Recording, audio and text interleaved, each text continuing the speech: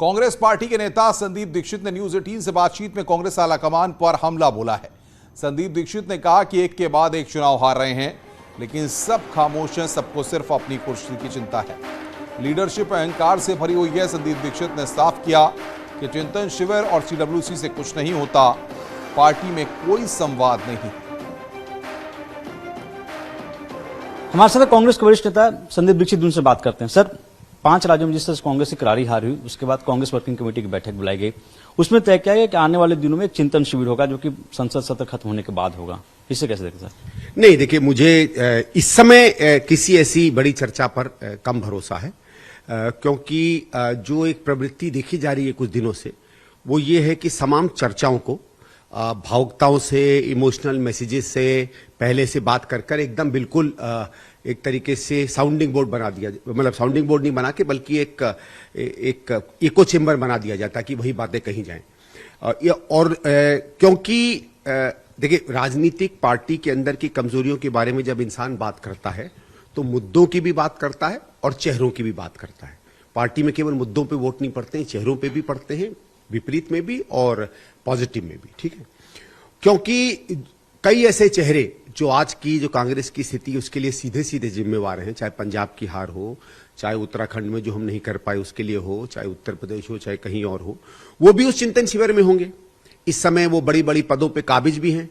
तो जो सामान्य कार्यकर्ता कांग्रेस का है, जो ऐसे ही किसी के रहमो करम पर चिंतन शिविर पे आएगा, हमारे यहाँ कोई अपने अपने पराक्रम के कारण थोड़ी बुलाया जाता है, वो तो बड़े लोगों के रहमो करम के कारण बुलाया जाता है। क्योंकि कांग्रेस में एक प्रवृत्ति है कि कांग्रेस में नेता नहीं होते, नेता बनाए जाते हैं। ये अहंकार कांग्रेस का है कुछ दिनों से, कांग्रेस के नेतृत्व का, कि हम जिसके ऊपर उंगली रख दें वो नेता बन जाएगा। वो एक जमाना था, क्योंकि कांग्रेस की विचारधारा में लोगों को अटूट विश्वास था। अब क्योंकि उसमें थोड़ी सी कमजोरी हुई है तो उस तरह नेतृत्व बनता नहीं है, तो उस तरह के लोग आएंगे। मैंने जयपुर में भी चिंतन शिविर देखा था, मतलब मुझे तो समझ में नहीं आया कि 2 दिन हमने वहां किया क्या। और अगर लोगों को लगता था कि जयपुर के चिंतन शिविर से कोई ऐसे विचार निकलेंगे कि हम अगला चुनाव बढ़िया तरीके से लड़ सकेंगे, तो उसका कोई असर नहीं हुआ। हां, यह है, अगर आप सीरियस हैं, ठीक है, तो उन सीरियस लोगों के बारे में कोई चुनाव प्रबंधन अच्छे से देखता है, जिसके अनुभव राज्य सरकारों को रहे हैं, कोई पब्लिसिटी देख सकता है, कोई हमारे राज्य सरकारों को बेहतर की तरीके से कैसे प्रेजेंट करे वो बात आ सकती है। लीडरशिप में किस तरह से स्टाइल चेंजेस होने चाहिए, क्या नई कमेटियां हमारी बननी चाहिए, कितनी उसकी फ्रीक्वेंसी होनी चाहिए, जवाबदेही सबकी कैसी बननी चाहिए ऊपर से लेकर नीचे तक। इन सब के लिए आप अलग कमेटियां बनाइए, वो सीरियसली अपने अपने पेपर्स प्रेजेंट करें। वो 1 जना भी हो सकता है, 3 जने भी हो सकते हैं, 2 व्यक्ति भी हो सकते हैं। उसके लिए ये जो हमारे यहाँ 50-50 की पूरी डीटीसी बस के साइज की जो कमेटियां बनाई जाती है, उसका कोई मतलब नहीं होता है।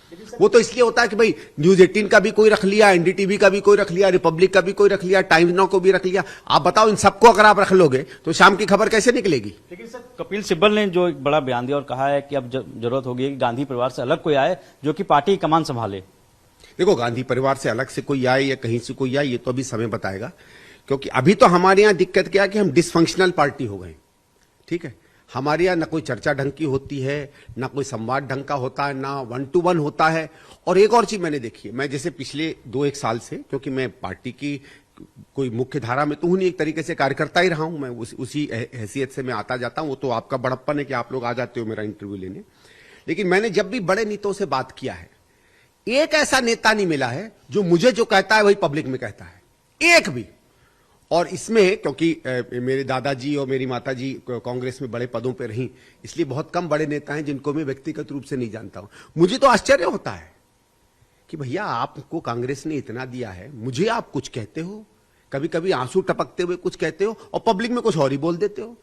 तो हमारे सीनियर लीडर्स को भी मानना पड़ेगा कि कितने दिन आप सच को छुपाकर अपनी गद्दियों को गर्म करते रहोगे। उनको भी तो बदलाव लाना पड़ेगा ना। वर्किंग कमेटी की बैठक में तो बता रहे हैं कि ये सर्वसम्मति से फैसला लिया कि सोनिया गांधी की जो अध्यक्षता उस पर आस्था व्यक्त की गई।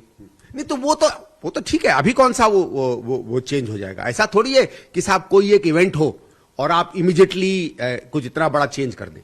बात यह है कि मैं तो ये भी कहता हूं कि अगर आप जैसे कांग्रेस प्रेसिडेंट भी बदलोगे, तो जिस तरीके से हमारी एआईसीसी है, जिस तरीके से आजकल के हमारे क्रियाशील एआईसीसी है, वो नहीं जो पहले हुआ करते थे, और जिस तरीके से ये कुछ लोगों ने काबिज करके कुंडली मार के कांग्रेस में बैठ गए हैं,